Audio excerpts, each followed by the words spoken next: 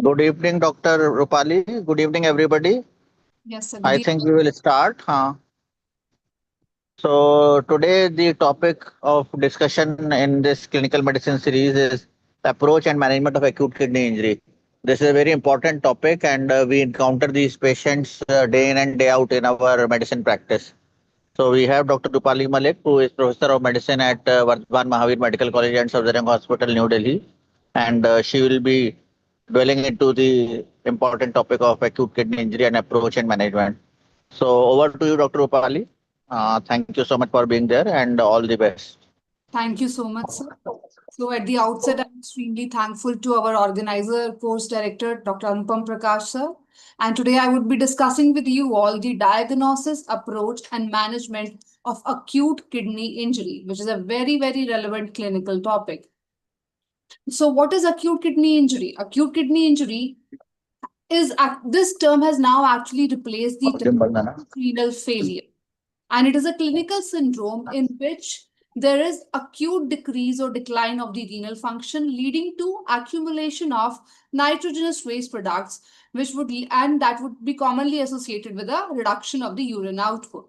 So in simpler version, now what is AKI? It is a rapid, usually reversible decline of the renal function evident by rapid decline in GFR over a period of minutes to days, up to 7 days is what is included in AKI. In a patient with previously normal kidney function, also you can have this condition, or sometimes it can be seen in patients who have an underlying chronic kidney disease. So you can have AKI in both situations, whether your kidneys are normal or you already have a pre-existing CKD, you can have AKI. So you can have AKI on chronic kidney disease also. Now, rate of production of the metabolic waste, when it exceeds the rate of renal excretion, that is when you will have acute kidney injury. Now, the various guidelines which give us the defining or the classifying criteria for acute kidney injury. Now, before we go on to these criterias, now acute kidney injury grossly is defined as a rise of the serum creatinine by at least 0.3 milligrams per deciliter within 48 hours. So within 2 days, if there's an absolute rise in the serum creatinine of at least 0.3 milligrams per deciliter or more than 50% higher from the baseline within 1 week, this is usually what constitutes AKI. Or there's a reduction in the urine output of to less than 0.5 ml per kg per hour for more than 6 hours. So there can be three situations at which you can consider AKI, either when there is a rise of the serum creatinine in absolute amounts of more than 0.3 milligram per deciliter. So if your creatinine rises from 1 to 1.3 in 2 days, that may indicate AKI. So absolute rise of 0.3 milligrams per deciliter or 50% from the baseline. So from 1 to 1.5 within 1 week, if it goes, it can again be considered as acute kidney injury. Or if there is a reduction of the urinary output of to less than 0.5 ml per kg per hour for more than 6 hours, again it is a criteria for AKI. Now, AKI is a clinical diagnosis and not a structural diagnosis. AKI increases the risk of development and also worsening of chronic kidney disease. So someone who is already having a kidney disease, if they have AKI, so that would lead to worsening of the underlying disease, and it can also risk development of the CKD in patients who had previously normal kidneys. Now, no lab test, however, can rule out AKI superimposed on CKD. So it is a difficult judgment when you have underlying CKD and then the patient develops AKI. Now, the term AKI has now replaced the term acute renal failure. Acute renal failure is used in these settings only when the patient goes on to require the renal replacement therapies. Otherwise, AKI is the more often used term. Now, when we talk of the classification criteria or the diagnostic criteria for the acute kidney injury, we had several criteria, the Rifle criteria, the Akin criteria, and the latest was the KDIGO guidelines. Now, according to Rifle criteria, we had various categories. The Rifle stood for risk, injury, failure, loss, and end-stage renal disease. In stage 1, which is the risk, they defined it as a serum creatinine which has increased by 1.5 times the baseline within 1 week, or the GFR has declined by more than 25%. In stage 2, when it means that there is actually the injury has set in, the serum creatinine would rise by more than 2 times the baseline with a decline of GFR more than 50%. And when the failure has happened, it is defined as stage 3, where serum creatinine is more than 3 times the baseline, or there is an absolute decrease of the GFR of 75%, or the creatinine in absolute values is more than 4 milligrams per deciliter with acute rise in 48 hours of more than 0.5 milligrams per deciliter. Loss was defined when this loss of kidney function persisted for more than 4 weeks, and when it was for more than 3 months, it was defined as end-stage renal disease. This was Rifle criteria. Then came in AKI criteria, and finally we move on to the KDIGO guidelines, which are the most oftenly used ones and the latest ones. So as per the KDIGO guidelines, the stage 1 of acute kidney injury is defined as a serum creatinine, rise of serum creatinine of 1.5 to 1.9 times the baseline within 1 week, or an absolute increase of more than 0.3 milligrams per deciliter within 48 hours. Stage 2 is defined as rise of serum creatinine between 2 times to 2.9 times the baseline, and stage 3 is a rise of serum creatinine more than 3 times the baseline, or increase of creatinine in absolute amounts of more than 4, with a rise of 0.3 milligrams per deciliter increase within 48 hours, or 1.5 times the baselines. And or if the patient has to be initiated on renal replacement therapy, it straight away goes on to stage 3. So these are various guidelines which you can go through and which are often used for classification and defining these patients. Now, in clinical settings, why is acute kidney injury so important for us? Now, acute kidney injury comprises of 5% of all medical and surgical admissions, and almost 1/3, 30% of the admissions to ICU. So 1/3 of your patients almost in the ICU settings will be having acute kidney injury. Now, when we approach a patient of kidney injury, you can classify it as where it started, community, or was it hospital acquired. Now, then another way of classifying AKI is based on the site, which is the most relevant way of classifying, and this is how we are going to discuss it: the pre-renal, renal, and the post-renal forms of AKI. Then based on the amount of the urine output, you can have anuric, oliguric, or non-oliguric forms of AKI. And then in the settings, you can classify it as surgical, medical, or gynecological, depending on where your patient has landed up.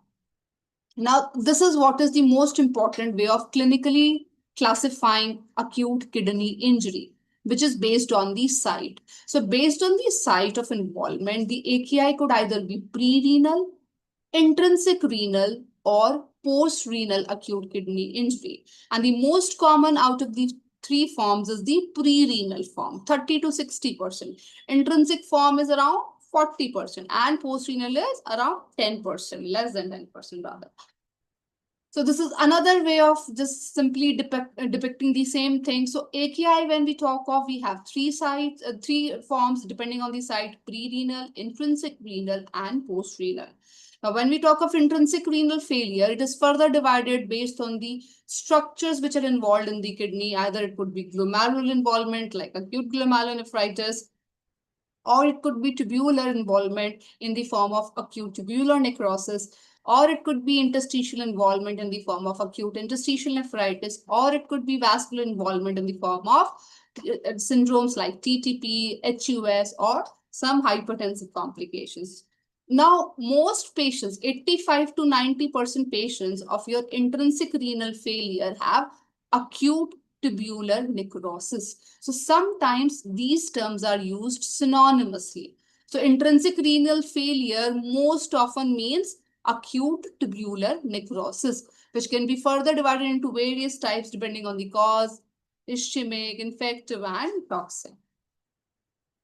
Now, when we talk of the pre-renal AKI, the most commonly acquired form or the most common form, now there are various causes for it. You can have the first and the foremost group of causes leading to pre-renal AKI is the intravascular volume depletion.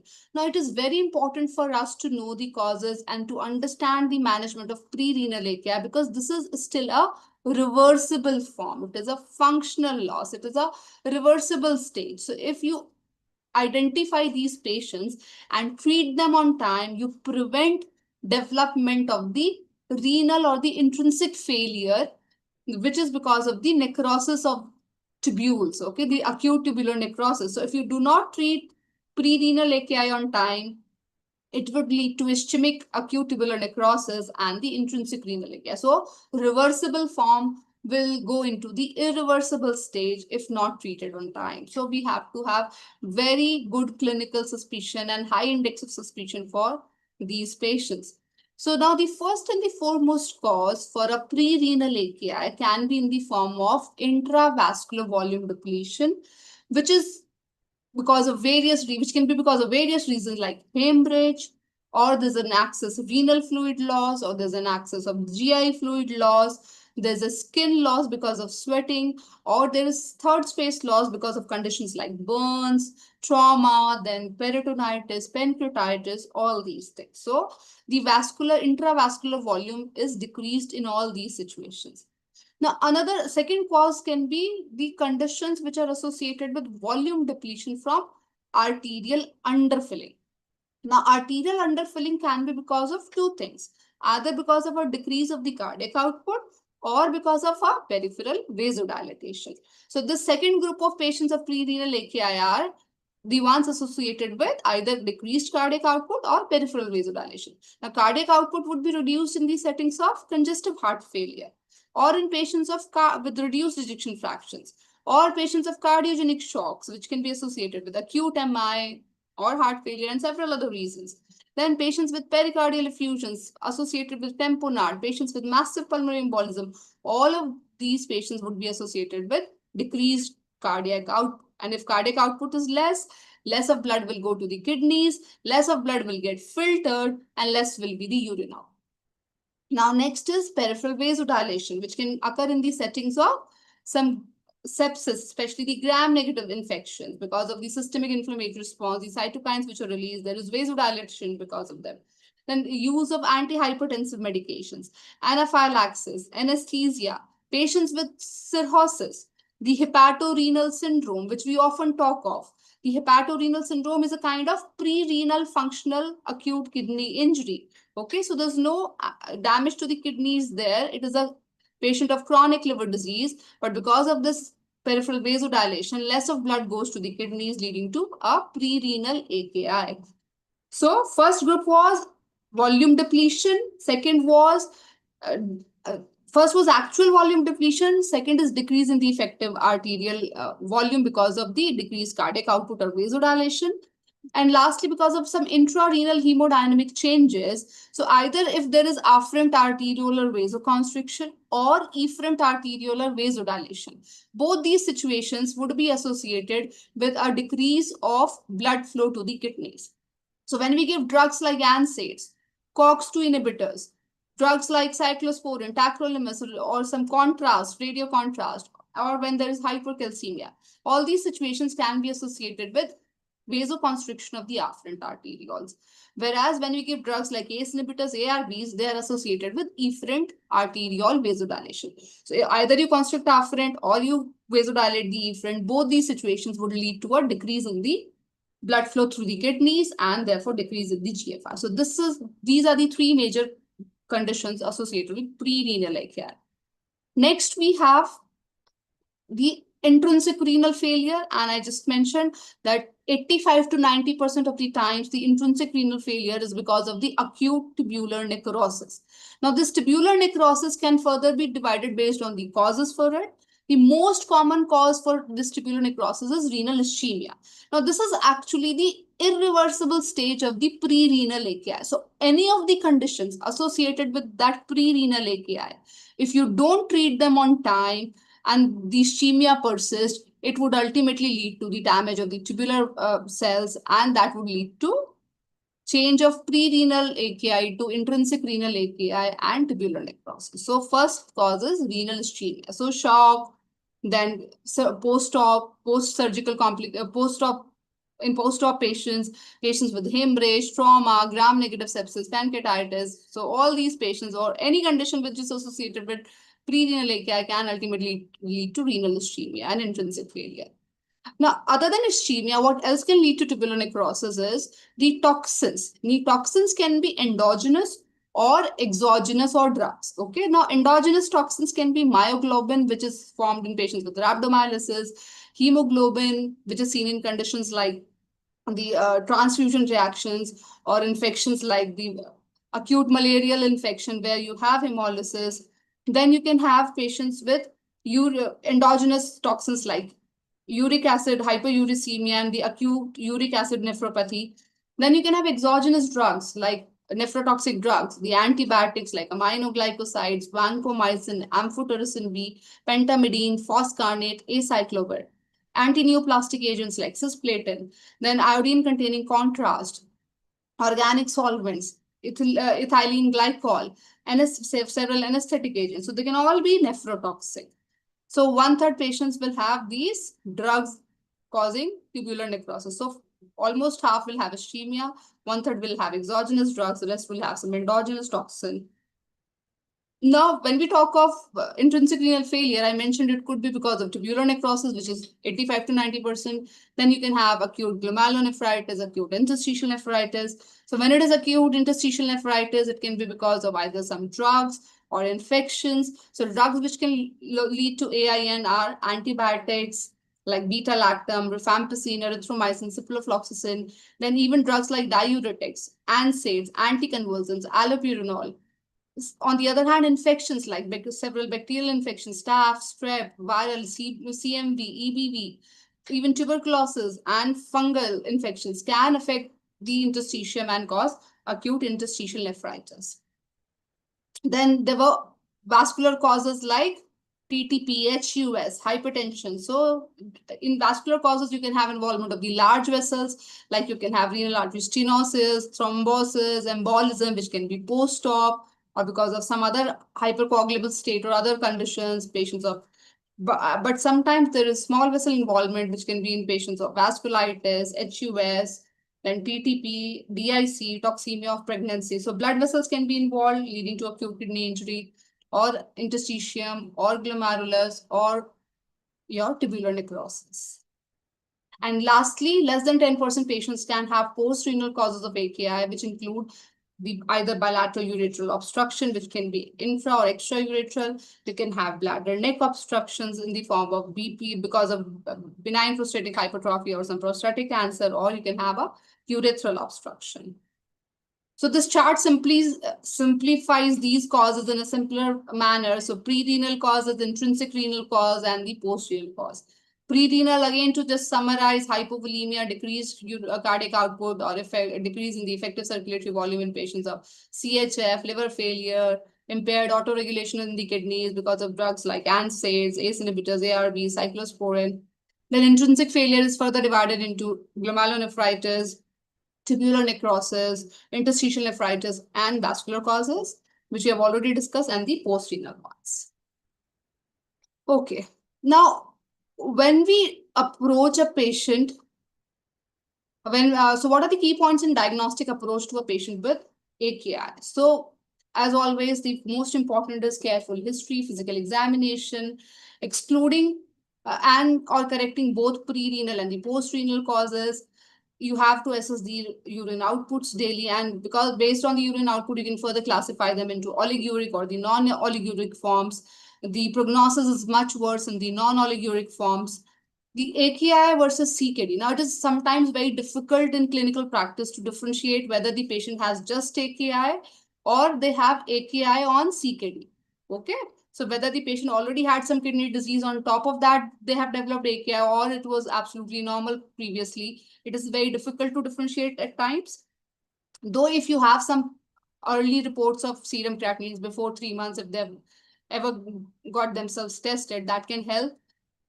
Another important clue is on ultrasound in patients of CKD, usually, not always, usually you will have a small scarred kidney. So if the kidney sizes have decreased, they're decreased, then it usually will suggest that the patient has CKD already. Okay, so ultrasound would help you suggest. And if it is shrunken kidneys, you know that the patient had CKD already. And on top of that, he has developed AKI.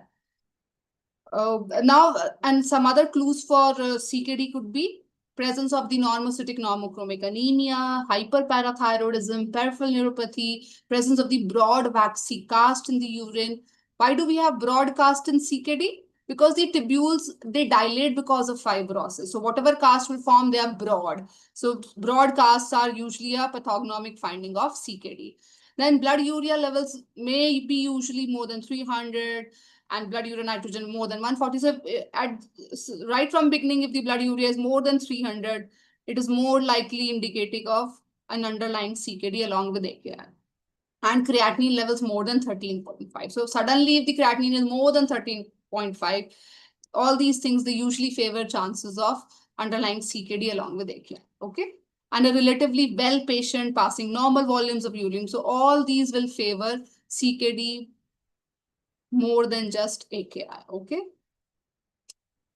Now, moving further, so you have to clinically assess the patient and look various clinical clues for various conditions. Like you have to look for the age of the patient.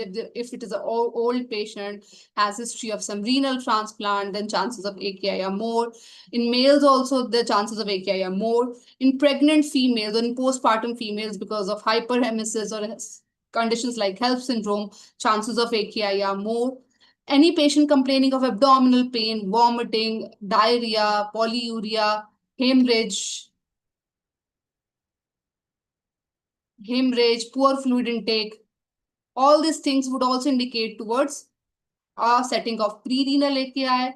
Patients having chest pain, shortness of breath, lower limb swelling, PND, fever would indicate a setting of some cardiac involvement leading to decreased renal output, or settings of infective endocarditis.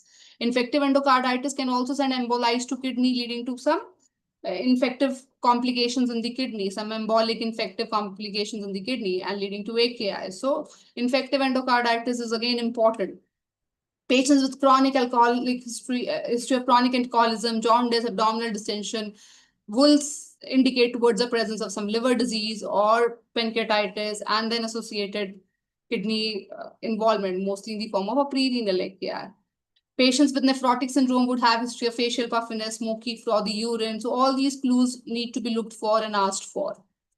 Patients of acute interstitial nephritis will have histories of some drug intakes associated with fever, rash, arthalgia, etc. Patients of good pastures or jerk straws will have history of allergic sinusitis. Jerk straws classically presents with history of recurrent attacks of asthma along with allergic rhinitis, allergic sinusitis, so all those kind of things. So in those contexts, you will suspect conditions like good pastures. There are several pulmonary renal syndromes like good pastures and jerk straws and many others, where you have involvement of kidney as well as lung. So if a patient of hematuria also complains of lung symptoms, you think of the vasculitis like granulomatous polyangiitis or good pastures or jerk straws and all those things. Patients of post-streptococcal glomerulonephritis will have history of pharyngitis or some recent skin infection and a passage of a cola-colored urine. Patients of HUS-TTP will have history of diarrhea, fever, neurological symptoms, etc. Patients with rhabdomyolysis will have history of trauma, seizure, immobilization. Patients with hemo or the rhabdomyolysis will have history of blood transfusion or some snake bite or insect bite precipitating the condition. Patients with underlying lymphoma, leukemia, multiple myeloma will be having some constitutional symptoms associated, bone pains, bleeding tendencies, etc., which will suggest these underlying conditions. Patients of autoimmune disorders like SLE, Sjogren's, RA, gout can also have or other can have conditions like joint pains, photosensitivity, and other features suggestive of these conditions. Now, a patient with decreased urine output of less than 500 ml, despite an adequate intake, will also indicate renal failure. Okay, if the intake is good, but still the urine output is less, that might be indicative of oliguric renal failure. Then patients in rainy season, if they have insect bite along with fever and other things, history of jaundice, history of travel, then tropical infections like malaria, lepto, dengue might be considered. Then patients with recent cardiac surgery and some vascular procedures, you might have to consider some complications like renovascular embolism, contrast-induced nephropathy if they have decreased urine output. So bladder outlet obstruction will also be associated with symptoms like dysuria, urinary hesitancy, frequent nocturia, pelvic flank or pelvic pain or flank pain, overflow incontinence, etc. Ureteric calculi will be associated with history of loin to groin pain, painful hematuria. Urethral strictures will have history of high risk behavior, urethral discharge, instrumentation, etc. And pelvic neoplasm can be suspected in females with history of menstrual irregularities or any mass per abdomen. So all these histories have to be taken in patients with acute kidney injury. Another important thing is the history of exposure to drugs. So this is very, very important. And again and again, I'm mentioning. So all these drugs, nephrotoxic drugs, history should be taken very carefully. NSAIDs, ACE inhibitors, ARBs. Now, diuretics in certain situations can also precipitate AKI. Then contrast, iodinated contrast, aminoglycoside, cisplatin, tenofovir, vancomycin, ethylene glycol, PPIs. So this is important, PPIs. Right and left, every prescription of ours will have a PPI, pantoprazole, and all those PPIs. So please remember, PPIs can also cause AKI at times, tacrolimus, melamine, and several others. Then Chinese herbs, synthetic cannabinoids, hair dyes, cocaine abuse. So hair dye, often people would dye their hair. So that may be one reason for AKI, cocaine abuse, recent chemotherapy for any other malignancy or something, calcineurin inhibitors, anticholinergics, etc. So all these history have to be taken carefully. On examination, you have to look for how the patient is doing on how they are oriented to time, place, and person, if they're conscious or not.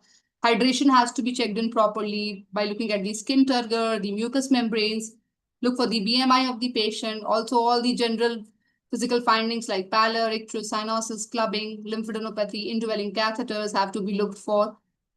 Then you also have to look for specific things like the rashes, petechial rashes or any malar rash, palpable purpuras, ecchymosis, livedo reticularis, any flang or the sting marks, any surgical site infections, any bony tenderness, which can all indicate towards the underlying etiology. Then vitals have to be checked properly, the pulse rate, the breathing patterns, the temperature, and etc.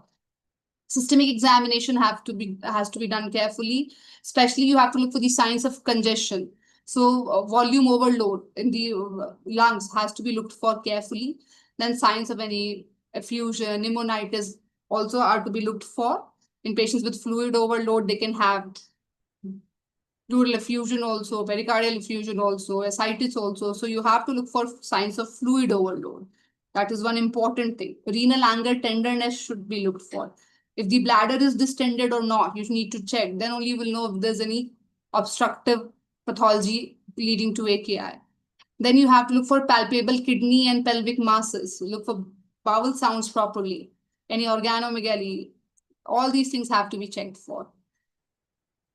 Okay, now when we talk of the lab investigations, so hemoglobin has to be checked. Usually it is normal in patients of AKI, but it can be low if it is happening in the settings of any hemorrhage or there's HUS, TTP, hemolysis, multiple myeloma, AKI on CKD. Okay, so if there's already CKD there and then AKI happens, then anemia may be there. Otherwise, usually in AKI, we don't expect anemia to happen.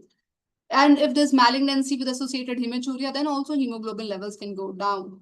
Then platelets may be low because of certain drugs.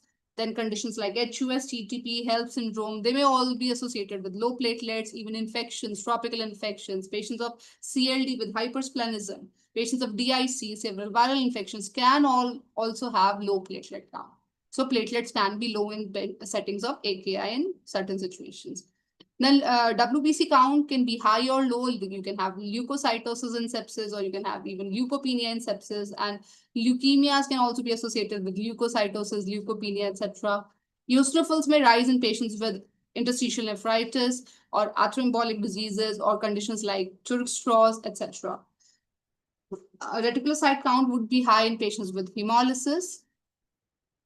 Now, sodium levels, hyponatremia can be there in patients with prerenal type of failure, usually, especially if they have setting of fluid overload or they are hypovolemic. So in those settings, like patients of CLD, so they can have hyponatremia. Or there's administration of excess of hypoosmolar fluids that can also lead to hyponatremia. Now, hyperkalemia is a common and important complication of AKI, and especially it is seen in conditions like tumor lysis syndrome, rhabdomyolysis, hemolysis, and will be associated with muscle weakness, cardiac dysfunction. Hypokalemia can be seen in settings like when it is because of amphotericin toxicity, which causes renal loss of potassium. There's a kind of nephrogenic diabetes insipidus associated with amphotericin use, and even diuretics. They will cause loss of hydrogen and potassium ions in the distal tubules, leading to hypokalemia, metabolic alkalosis, diuretics. Okay, so you can have hyperkalemia, which is usually there, but hypokalemia can also be there because of these drugs. Then uremia is there, and it can be associated with uremic complications like altered mental status, sometimes some bleeding manifestations, or pericarditis, pericardial rupture can be there. Then calcium can be low and phosphates are high. They can be seen in all these conditions: rhabdomyolysis, hemolysis, tumor lysis, etc. Magnesium, mild hypomagnesemia may be there, though it is not very relevant clinically. Then albumin, hypoalbuminemia is seen in patients who have underlying CLD or nephrotic, etc. In tumor lysis, the uric acid levels would go high. LDH, low haptoglobin, may be associated with hemolysis. Then rhabdomyolysis would be associated with elevated CKMB and myoglobin levels. The serum parathyroid levels would also help us differentiate between AKI and CKD. In sepsis, you can have various markers like ESR, CRP, procal, blood cultures, etc. Patients with multiple myeloma can have a monoclonal spike on the serum and the urine electrophoresis. Patients of pyelonephritis, UTI, can have positive cultures, urine cultures, whereas patients with interstitial nephritis, acute interstitial nephritis, will present with sterile pyuria. Cultures will not be positive, but still they will have pyuria. Then patients can have elevation of the total bilirubin, total direct bilirubin, AST, ALT, when they have infections like fever, infections like malaria, leptospirosis, dengue, preeclampsia. So these infections can lead to hepatitis and derangement of these liver enzymes and serum bil level also. Then snake bite, sepsis, DIC would be associated with deranged coagulation profile. In patients of vasculitis, you will have all these markers: positive ANA, ANCA, anti-GBM. So glomerulonephritis, vasculitis, when you suspect, you have to do all these tests along with the complement levels. Now, in thromboembolic disease and in patients with acute interstitial nephritis, you may have eosinophiliuria. This is important, okay? So urinary eosinophil count may help you diagnose some allergic interstitial nephritis.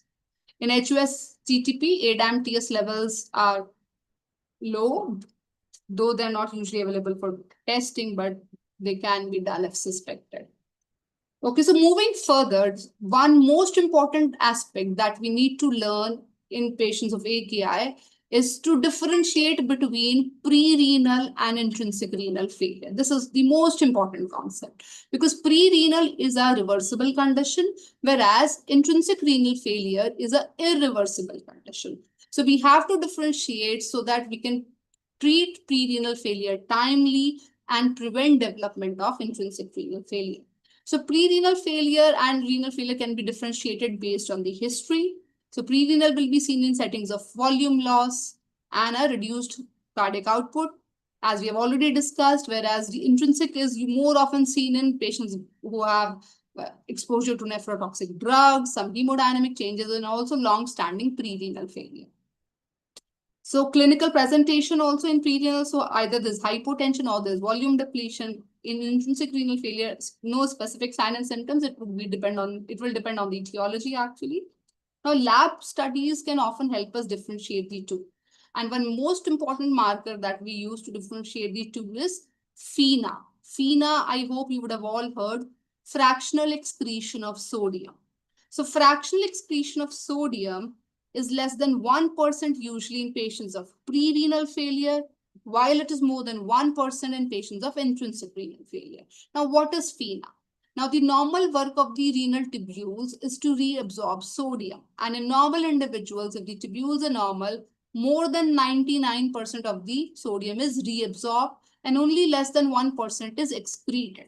So till the time tubules are normal, FeNA is less than 1%.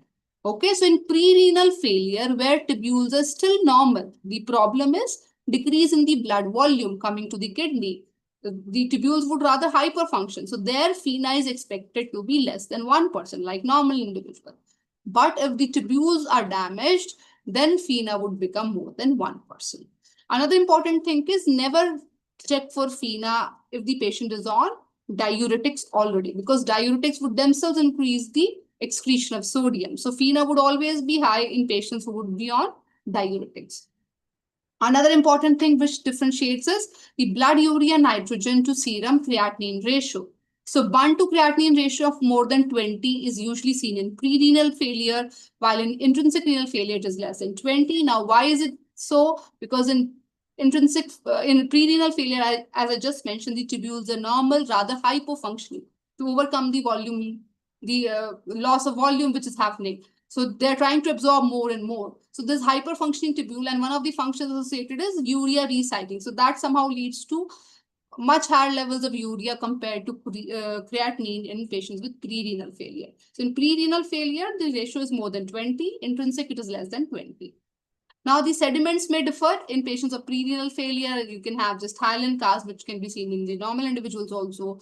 Whereas in intrinsic renal failure, you will have the muddy brown cast, the RBC cast, WBC cast, depending on the cause. Then osmolality of the urine. Now, pre-renal failure, again, in the setting of volume depletion. So the urine, the tubules are hyperfunctioning, absorbing everything. So you will have a concentrated urine. Urine osmolality would be more than 500, whereas in intrinsic renal failure, it is less than 350. Urinary sodium in pre-renal, it would be less than 20. Renal, it would be more than 40. Okay, so this is again important. And the novel markers of intrinsic renal failure would be raised in patients of intrinsic renal failure. So KIM1, NGAL, all these things. So I hope this is clear to all of you. So intrinsic renal failure, pre-renal failure, one of the very important ways to differentiate is the FeNA and the blood urea nitrogen to creatinine ratio. Okay.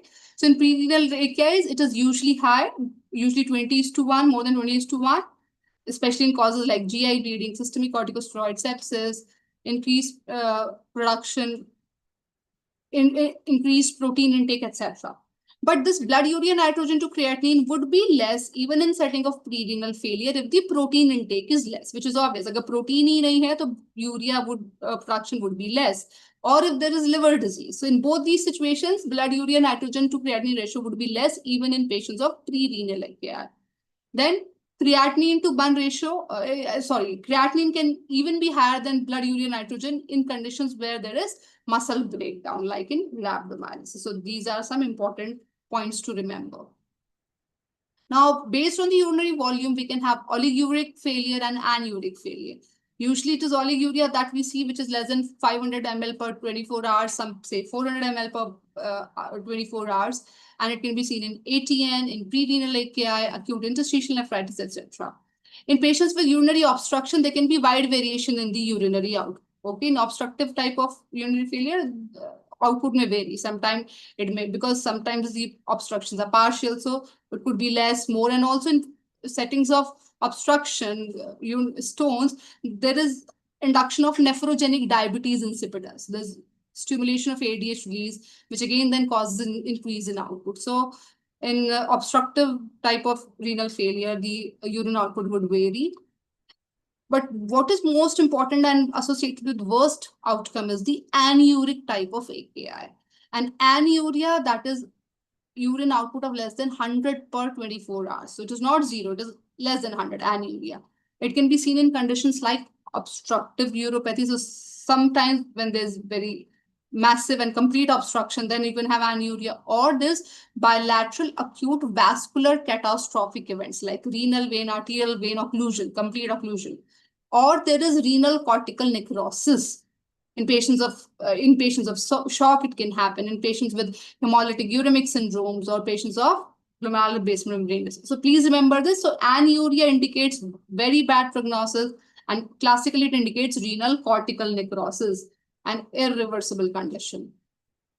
So on urine examination, you have to look for various things like color. Color can indicate various things like hematuria, hemoglobinuria, myoglobinuria can be looked for based on the color.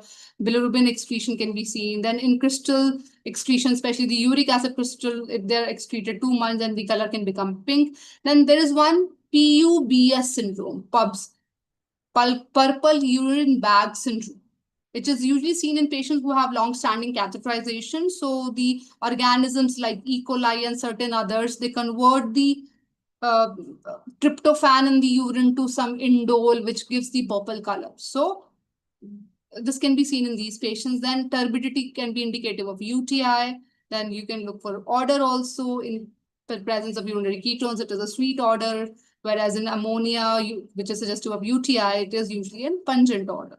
Then specific gravity should also be looked for, whether it is diluted, or in patients with tubular necrosis, where the concentration and dilution of urine is a function of tubule. So when there's tubular necrosis, you can neither concentrate nor dilute urine. It becomes a urine of fixed specific gravity, and that is what is known as isostenuria.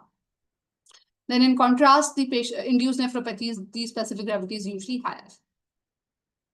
Now, chemical characteristics also we need to look for the pH of the urine. So in patients with ATN and the UTI due to urease producing organisms, the pH is high. In volume depleted states, the pH would be low. Then you can have hemoglobin in the urine, which may suggest of hemoglobinuria, but it can also be false positive in patients of myoglobinuria or UTIs. And there can be glycosuria. Then the patients with infections can have leukocyte esterase positive test. And then also nitrite test can be done to look for the infections. Then ketones can be checked for in patients with DKA, fasting, vomiting, strenuous exercises, etc. Now, protein in the urine should also be checked for. You can have the albumin reagent strips, but they will not detect microalbuminuria, benzone proteins, etc. So you will have to do a 24-hour urinary protein in those settings. And also in patients with nephrotic syndrome, you have to do a 24-hour urinary protein excretion. If it is difficult to do, it has now been seen that PCR, ACR, that is protein creatinine ratio or albumin creatinine ratio, can be used as an alternative to 24-hour urinary protein. And a cutoff of more less than 30 is normal, 30 to 300 is suggestive of micro, and more than 300 is suggestive of macroalbuminuria. So various types of cast can be seen in the urine of the patients of AKI depending on the cause. In patients with vasculitis, they can have RBC cast. In pyelonephritis or interstitial nephritis, they will have WPC cast. Patients of thrombotic angiopathies or malignant hypertension will also have RBC cast. Granular cast can be seen in patients of ATN, glomerulonephritis, vasculitis, or the tubulointerstitial nephritis. Allergic nephritis patients will also have eosinophiliuria, all these things. So you have to look for the microscopy. So these are the pictures of some casts. This is an aggregate of the tubular cells. Figure A, then figure C shows the tubular cast. Figure E shows this RBC cast. So what are casts actually and where are they formed? Cast is aggregation of the coagulated proteins with or without cells in the renal tubules. Now, normally it happens or it forms in the collecting tubule, the last part, because that is where you have acidification and concentration of urine, which leads to coagulation of protein. So if only protein coagulate without any cell, it is hyaline cast. If the proteins coagulate with the RBCs, it is RBC cast. If they coagulate along with the epithelial cells, it is epithelial cast.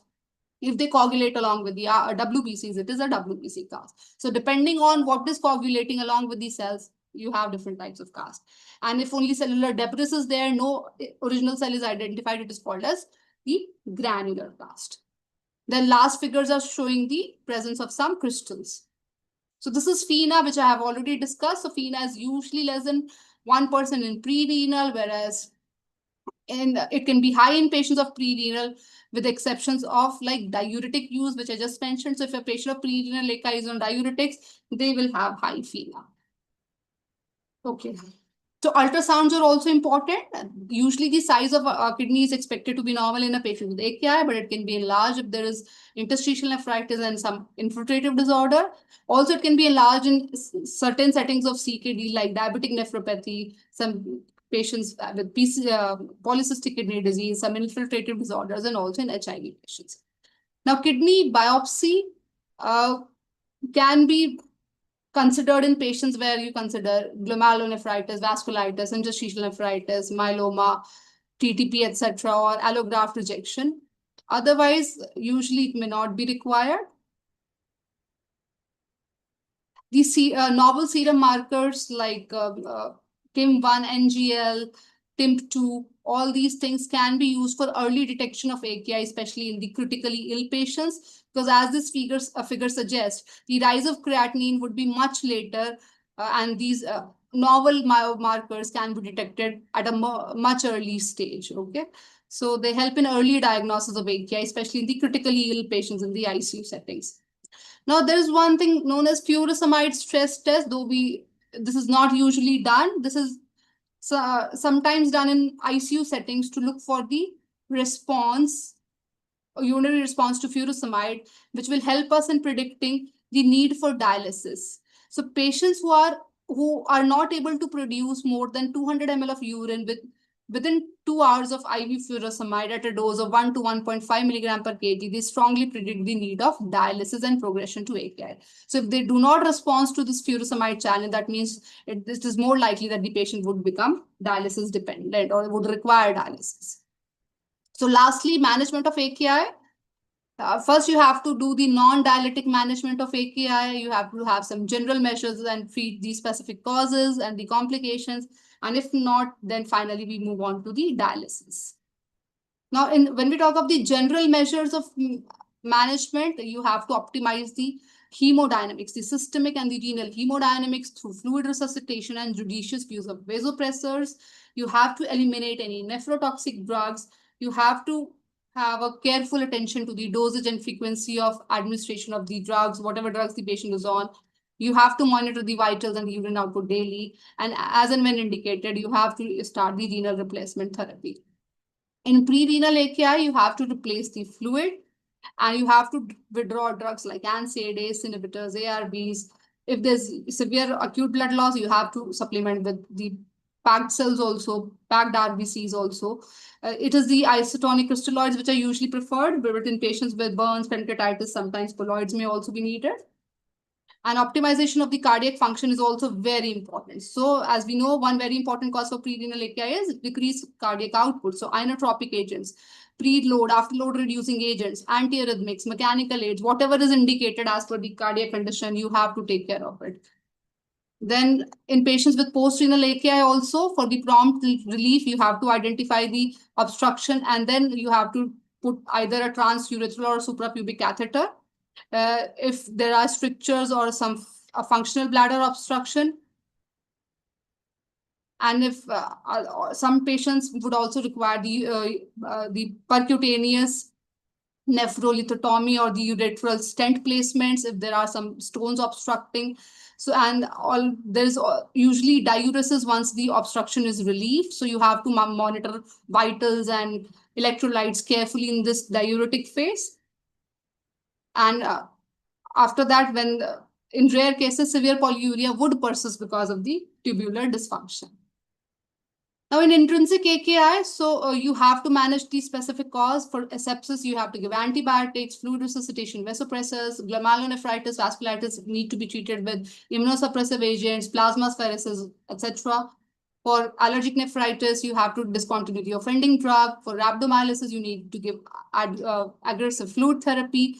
And then for scleroderma renal crisis, you need to give ACE inhibitors. In patients with idiopathic TTUHUS, you have to consider plasma exchange. Patients with cirrhosis, hepatorenal syndrome, you have to consider giving albumin. Then you have to give antibiotics for SBP prophylaxis. You have to give them terlipressin, norepinephrine, etc. Then in contrast-induced nephropathies, they usually recover within 7 days. Sometimes they say fluids and NAC might be considered.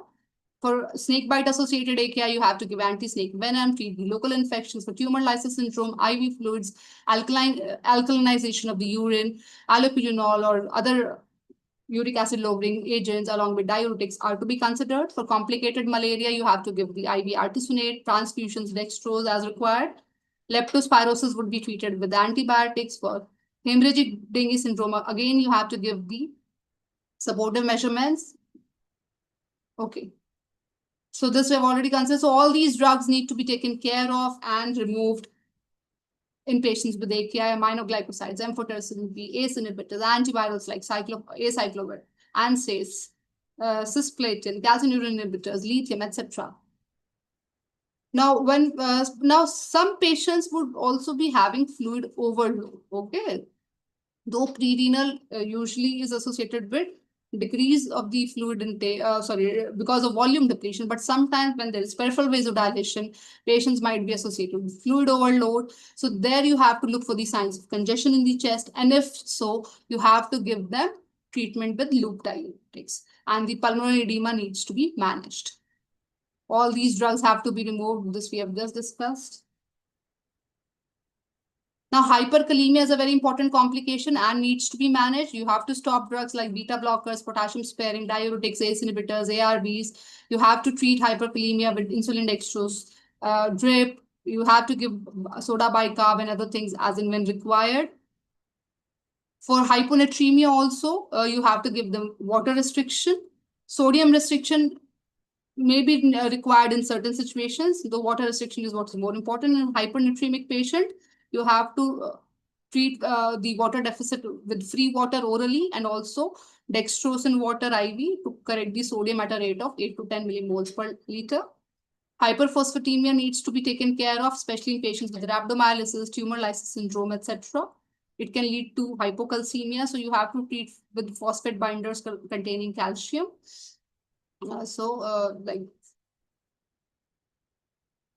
Then hypermagnesemia is usually mild and not associated with any consequences.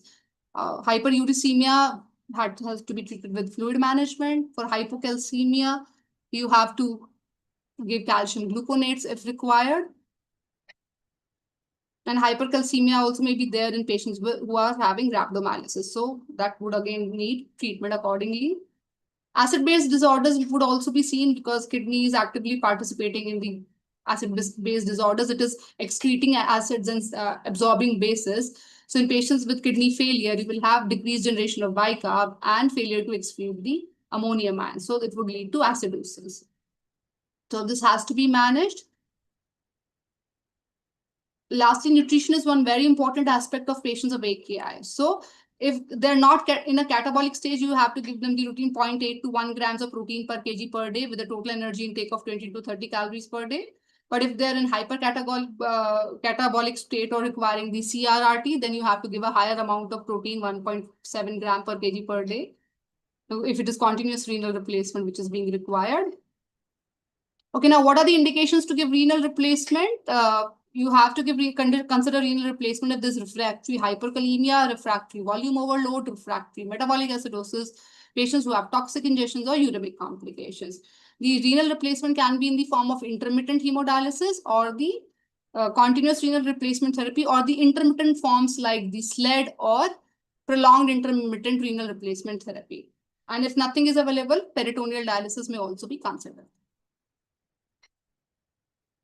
So this is the last slide. So whenever you have a patient of AKI, you have to classify the patient as AKI based on the KDIGO guidelines. Then you have, which is the rise of serum creatinine more than 1.5 times the baseline, or absolute rise of more than 0.3 milligrams per deciliter in 48 hours.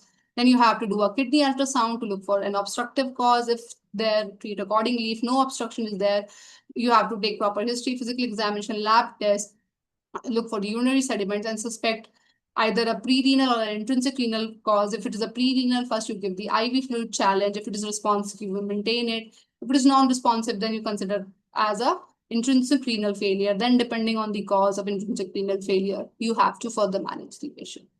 So that would be all from my side. So thank you all of you for the patient hearing. Well, thank you, Dr. Rupali, for a wonderful deliberation. And I think it has been a very comprehensive discussion that you have done for AKI. You have already touched upon the RRT, renal replacement therapy, but there is a query in the chat box: what is better, intermittent hemodialysis or CRRT? Would you like to elaborate? Usually intermittent is what is preferred in the ICU settings. The intermittent renal replacement therapy is for 6 to 12 hours. Continuous is for like 24 hours. The intermittent to begin with is for 3 to 4 hours. The intermediate ones, the hybrid ones like SLED and PIRRT, which I mentioned, they are for 6 to 12 hours. So they are the most preferred ones. The sustained one or the prolonged intermittent. So rather than intermittent, we prefer prolonged intermittent, which is for 6 to 12 hours. Furosemide challenge test with IV fluids and role of bicarbonate in acidosis and AKI. Yeah, furosemide test challenge test is just to look for the prognostic outcome of the patient, because patients who fail to respond to a furosemide challenge are more likely to go on to a renal replacement therapy. So, so if the patient doesn't respond to your furosemide challenge, early initiation of renal replacement therapy may be considered. And regarding the bicarbs, they have certain limitations also, because they can themselves lead to fluid overload. So it is important that you choose your patient wisely. If the patient is having hemodynamic instability, then you have a lower threshold of using bicarbs. Otherwise, you can wait till a pH of 7.2 or something. So 6.9. If it is not unstable, then still 6.9. But if the patient is having hemodynamic instability, that at a higher pH of 7.1, 7.2, also you start giving bicarbs. Because acidosis would deteriorate the cardiac function and would not let the shock improve. So in patients with shock or hemodynamic instability at a higher level of pH, you will start giving bicarbs, 7.1, 7.2.